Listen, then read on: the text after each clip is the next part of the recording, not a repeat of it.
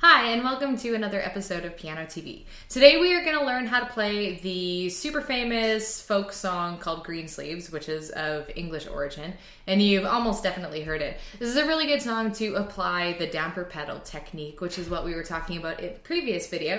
So if you missed that, definitely check it out so you kind of know what's going on. Anyway, let's head right on into that.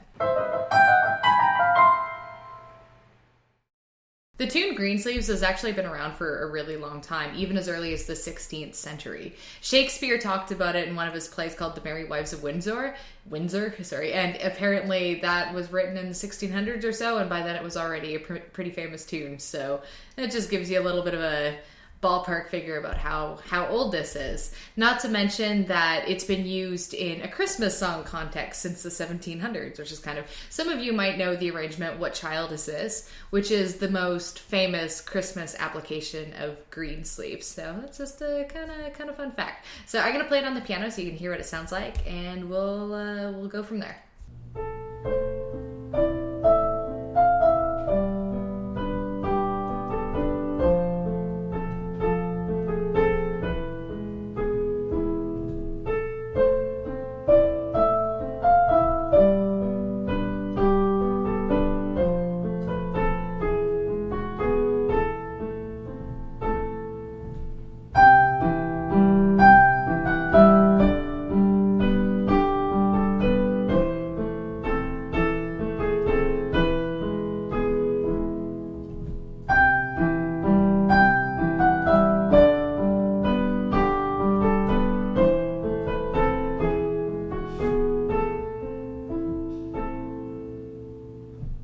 So you definitely heard the damper pedal in action, right? So hopefully you've built up a little bit of pedaling know-how by now, because sometimes arrangers, not naming names or anything, like me, they get lazy. So instead of putting in those handy-dandy little pedal marks, they just write this little Italian blurb that says con pedal, which is Italian for with pedal. So when something like this is written in music, it basically just is telling you to assume you pedal in the normal way. So what that means is that every time you have a chord change is when you would do like the little fancy lift maneuver. So in this case, it would be every 2 bars. So you would hold the pedal all the way for 2 bars, then do a little lift thing, then so on, etc. So if you need the visual aid, feel free to print off the sheet music and then draw in the pedal marking like so, because ooh, that is messy. Hopefully you can draw it neater than me. But I highly encourage drawing on your sheet music for just little aids and reminders like this. Okay, so let's test your theory knowledge and memory here. So what key do you think this song is in? Let's break it down. So starting with basics, let's look at the very beginning. This is our key signature, and as you can see, it is completely blank, which is telling us something. It's telling us that this is either in the key of C major, which has no sharps or flats, just like this, or A minor. Now, if you have no idea how I just came to that conclusion, you should check out the video that I did on telling the difference between major and minor keys and how they're related. I'll link that on the screen here, just so you know what's going on. Now, this is a pretty easy, if you haven't already figured it out, it's pretty easy to figure out which key this piece is in just by looking at the very first chord.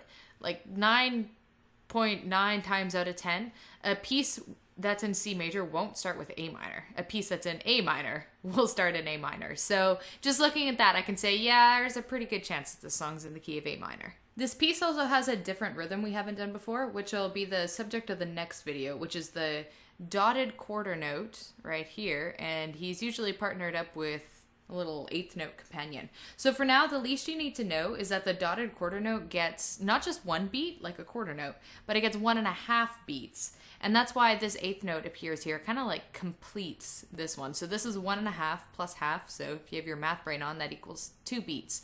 So these 2 notes, when you put them together, is kind of like the same thing as saying that's supposed to be a half note. Oh my goodness. It is a wildly drawn half note. And one thing to watch when you're playing this is that you're matching everything up right. So since this is held 1.5, this little 8th note, he's getting played in between these two. So I'll show you what that sounds like on the keyboard.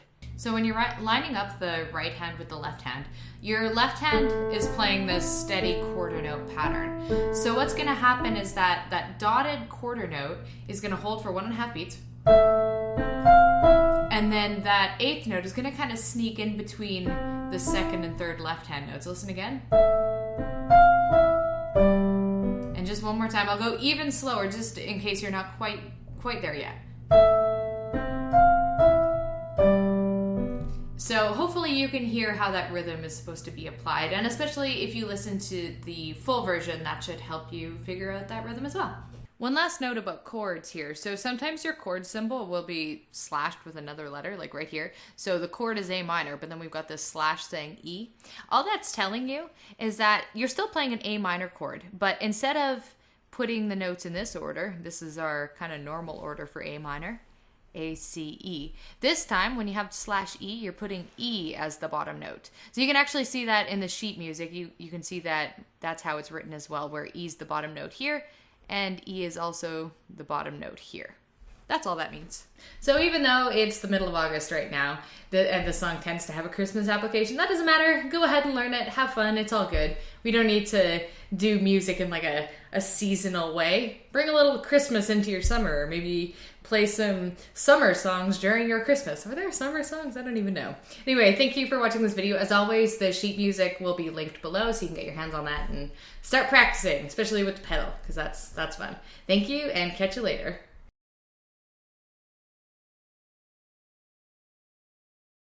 Still, okay, no, I